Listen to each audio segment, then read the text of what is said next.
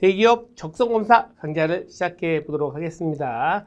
자, 대기업 적성검사에 해당되는 강의에 관련된 부분은 여러분들이 이제 이건 공기업이 아니라 대기업에 관련된 내용이고, 대기업은 이제 적성검사라는 이름으로 필기시험 때 인성검사와 같이 시험을 보죠. 그 적성검사 관련된 부분은 이제 공기업과 대기업의 내용의 차이가 뭐냐 그러면 사실은 이제 원리적으로 보게 되면은 대기업의 문제가, 즉 대기업의 적성검사 문제가 공기업의 NCS 문제의 앞단, 즉 좀 더 원리에 관련된 문제인 거죠. 근데 그 원리에 관련된 부분을 좀 더 실용에 가깝게, 조금 실무에 가깝게, 실제 직무와 관련되게 연결도 시키는 것이 NCS 시험이라고 할 수가 있다고 하는 겁니다. 사실 두 개는 거의 결이 같아요. 그냥 같은 독해 문제가 출제된다고 하더라도 독해 문제가 일반 독해, 철학의 독해 지문이거나 아니면 그게 뭐 직무랑 관련된 독해 지문이거나 푸는 사람과 크게 다르지는 않거든요. 그러니까 실질적으로는 큰 차이는 많지 있지는 않지만 아무튼 기본적인 흐름은 좀 더 직무에 가까운 게 NCS고, 실제 그 능력, 실제 독해 능력, 실제 표를 보는 능력, 그리고 실질적인 능력을 물어보는 것이 바로 대기업 적성검사다라는 전제로 본 강의를 시작해 보도록 하겠습니다. 일단 적성검사 강의를 할 때는 학생들이 참 많이 질문하는 거죠. 공부해도 성적이 오르냐라는 겁니다. 이렇게 쭉 오를 거다 하면 공부를 하겠지만 적성검사도 이렇게 공부를 안 해도 전공해도 안 오르는 것 같고, 또 주위에 선배 보거나 봐도 별로 공부 안 해도 합격한 사람들 많이 있다고 하고, 과연 공부를 하는 것이 맞냐라는 질문을 많이 해요. 그런데 이거는 아마 공부를 해도 되냐 안 되냐라는 그 질문을 나온 가장 원리적인 부분은 이 적성검사의 적성에 대한 의미를 조금 잘못 알아서 그런 것 같아요. 무슨 말이냐면은 적성검사의 적성의 그 적성의 의미는 두 가지 의미가 있거든요. 먼저 여러분이 대학 입학할 때 뭐 예를 들어서 선생님이나 학교 선생님이나 부모님이 물어보죠. 야, 너 뭐가 적성에 맞냐? 너 어느 학과 선택할 거야? 적성이 뭐야? 물어보잖아. 그때 저는 뭔가 수를 계산하는 게 적성에 맞아요. 수학과 갈래요. 저 몸으로 하는 게 좋아요. 체육과 갈래요. 그때 말하는 그 적성의 그 적성은 직무적 적합성의 적성이라고 하거든요. 이 직무적 적합성의 적성은 단기간 성적이 오르지 않습니다. 공부한다고 하더라도. 그러니까 얘는 뭔가 단기간 공부해서 성적이 오르겠다 그런 걸 접근하지는 않거든요. 몇 년 동안 같이 긴 기간 동안 변화되는 것이 직무적 적합성의 적성이라고 할 수가 있어요. 그런데 취업 때 보는, 대기업 때 보는, 취업 때 보는 적성검사의 적성은 직접 잠재 능력의 적성이에요. 얘는 진짜 공부가 성적이 오른다라는 거죠. 다시 제가 이제 해당되는 이 흐름을 봤었을 때 이 적성검사는 지능검사부터 온 시험이거든요. 그래서 원래 지능지수가 높은 애들이 적성검사 시험 잘 볼 수밖에 없는 시험이에요. 근데 이 지능지수라고 하는 것, 근데 너 IQ가 몇이야? 라고 봤을 때 내가 말하는 지능지수라고 하는 것도 내가 IQ 지능지수가 아주 높지는 않았어. 그렇지만 내가 꾸준하게 계속 공부하고 대학원에 박사까지 공부하고 또 IQ를 재잖아요. 훨씬 높아져 있다라는 거죠. 성적은, 즉 IQ도 높일 수가 있다라고 하는 겁니다. 근데 거기에 여러 가지 방법적인 것 같이 곁들여지면 더 많이 올릴 수가 있다라고 하는 겁니다. 무슨 말이냐? 예를 들어서 뭔가 암기력이 되는 거라고 해보십시오. 암기를 할 필요가 있다고 해보세요. 그런데 암기력 관련된 부분은 원래 내가 암기를 잘하는 사람들이 암기를 물론 잘하겠지만 그렇지 않고 연상법이나 다양한 방법을 써도 암기를 잘할 수 있겠죠. 여러분 옛날에 무슨 끝말 이렇게 뭐 앞에 있는 말만 이어가지고 하나의 문장을 만들거나 그런 형태로 암기 많이 했잖아요. 그런 것처럼 뭔가 연상법을 쓰는 자체만으로도 현재 나의 암기력용 능력이 적다 하더라도 암기가 아주 잘하는 것처럼 보일 수 있거든요. 적성검사도 똑같다라는 거죠. 나의 지적력이 약간 떨어진다고 하더라도 그런 방법적인 걸 잘 배워서 잘 정리한다고 하게 되면은 내 지적력이 높은 것처럼 보일 수가 있다라는 겁니다. 그런 거를 체계적으로 배우는 것이 핵심이 된다라는 거를 여러분들이 알아두셔야 됩니다. 그랬을 때 이런 적성검사 중에서 여러분들이 가장 많이 접하거나 이제 들어봤을 만한 적성검사는 기업별 적성검사를 제외하고는 코앱 한국 직무능력 인증시험일 것 같아요. 코앱이라고 말하고는 직무능력 인증시험을 말하는 이라고 할 수가 있는데, 이 직무능력 인증시험 관련된 부분은 출제는 우리나라 주요 대기업의 인적서에서 출제하는 출제기관이 그대로 출제를 합니다. 모여서 출제를 하죠. 출제를 하는데 대부분 채택은 공식적인 채택 대부분 중견기업들이 많이 채택을 하고 있죠. 한 50여 개의 중견기업이 채택을 해서 해당되는 그 다음에 일반적인 채택하지 않은 큰 일반적인 대기업 관련된 부분은 이력서나 자기소개서에 자기를 어필할 수 있게 쓸 수는 있죠. 쓸 수는 있고. 그랬을 때 이 문화가 되면 포괄적으로 출제를 합니다. 그러면 1년에 한 2번 정도 시험을 보는 시험이라고 할 수가 있는데, 보통 이제 해당되는 코앱 홈페이지에 가면 접수를 합니다. 이 시기가 되면은. 그런데 이런 형태의 코앱에 관련된 부분은, 예를 들어 채택하는 기업 관련된 부분은 채택했어. 그랬을 때는 성적표를 내게 되면은 대부분 뭐 이제 필기가 면제이 되거나 자소서가 면제되거나 그런 것처럼 특혜가 있잖아요. 플러스 알파 점수가 있고, 채택하지 않는 기업도 대부분 자기소개나 이력서에 어필할 수 있는 이 시험이거든요. 근데 이 시험 문제가 봤더니 포괄적 출제하는 거 뭐냐면 모든 기본 유형을 다 출제한다고 하는 겁니다. 그러니까 나의 적성적인 전문 능력을 다 알 수 있는 시험이 이와 같은 코에 한국직능력 인증 시험이라고 할 수가 있거든요. 근데 내가 이걸 갑자기 왜 설명을 하느냐? 코앱을 출제하는 출제 연구원들은 우리나라 대기업 출제하는 출제기관에서 위치하는 우리나라 최고의 인적성 검사 전문가들이거든요. 근데 최고의 인적성 검사 전문가들의 그 출제진이 신문 인터뷰를 한 적이 있었습니다. 근데 인터뷰 기사를 딱 봤더니 이런 기사가 나오더라고요. 뭐냐면 코앱은 말이죠. 마치 토익처럼 등급표를 준다고 합니다. 등급이 뭐다? 그래서 제일 높은 게 S등급이고 제일 나쁜 게 F등급이라 해서 등급대로 점수를 준다고 합니다. 근데 등급을 주는데 뭐라 설명하느냐? 코앱은 수능이 아니다라고 설명하더라고요. 뭐가 다르냐? 수능이 아니기 때문에 수능 같은 경우에는 꼴찌도 열심히 공부해서 서울대 갔어요. 그런 책도 있을 만큼 꼴찌라도 열심히 공부하면 성적이 끝까지 올릴 수 있잖아요. 그런 여지가 있죠.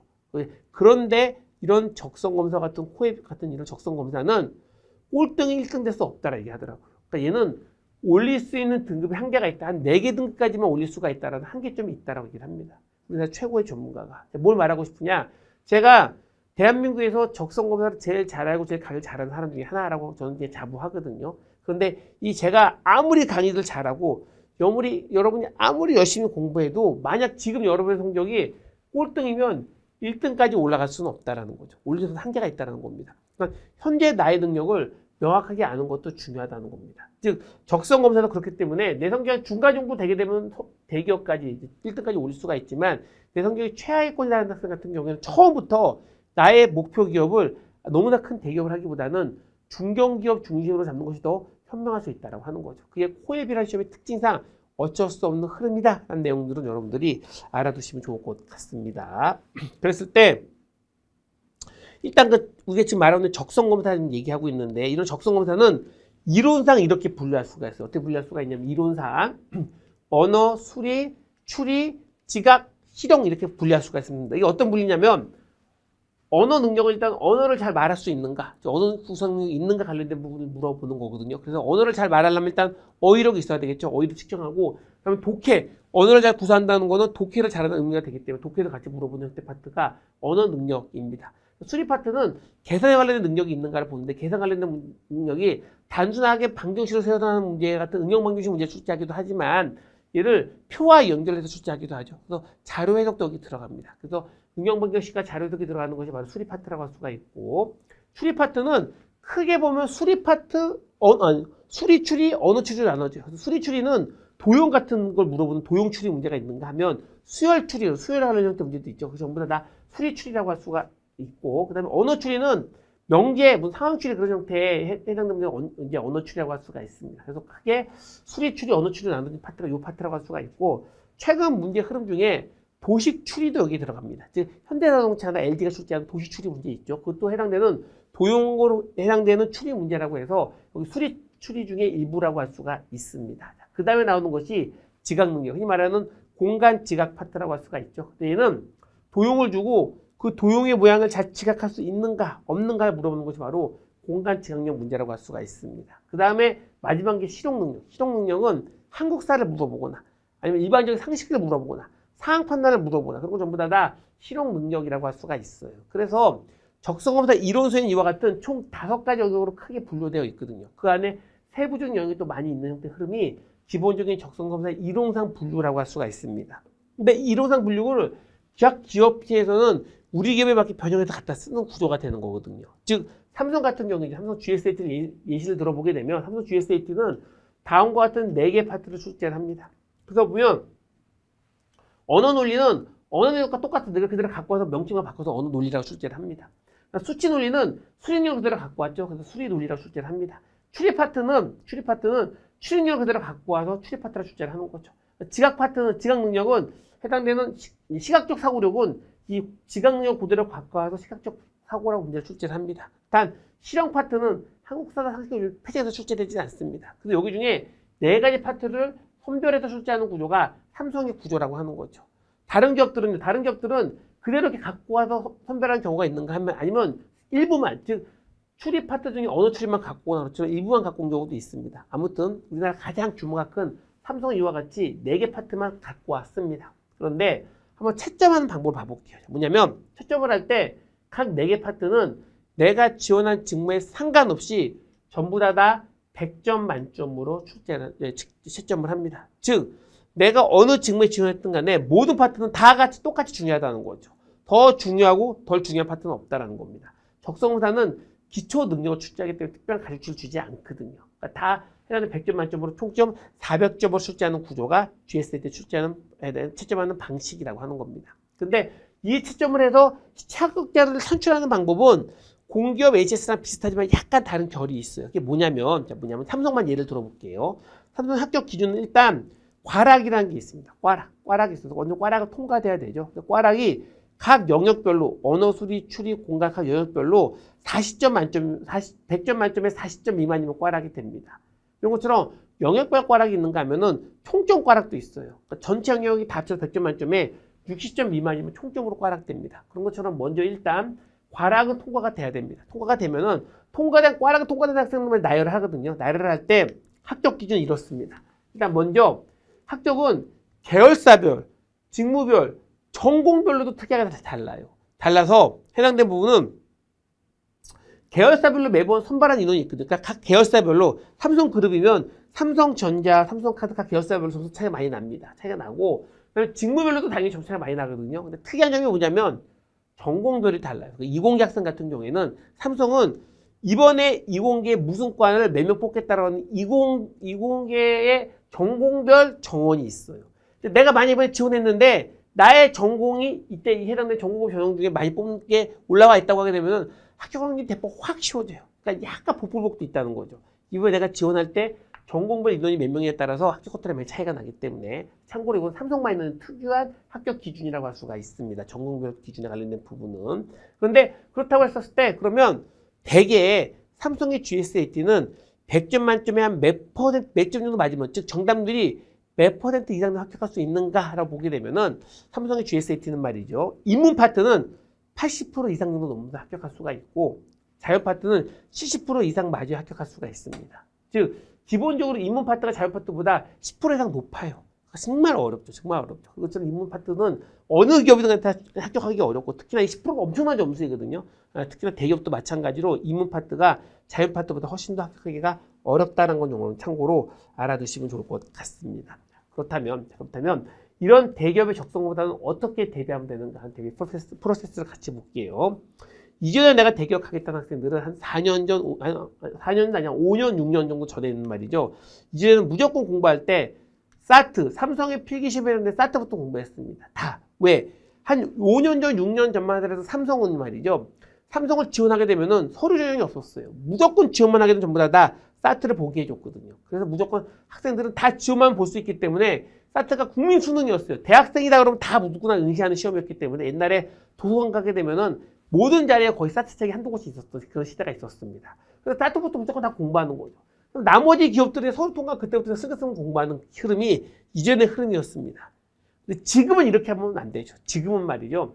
현재 공부할 방법은 말이죠. 일단 처음 공부할 때 일정한 한 개 기업 중심으로 공부하는 것이 아니라 적성에 대한 전반적인 영역을 통합적으로 공부하셔야 됩니다. 통합적으로 공부하시고 기업별은 서류가 통과한 다음에 대부분 대기업들은 말이죠.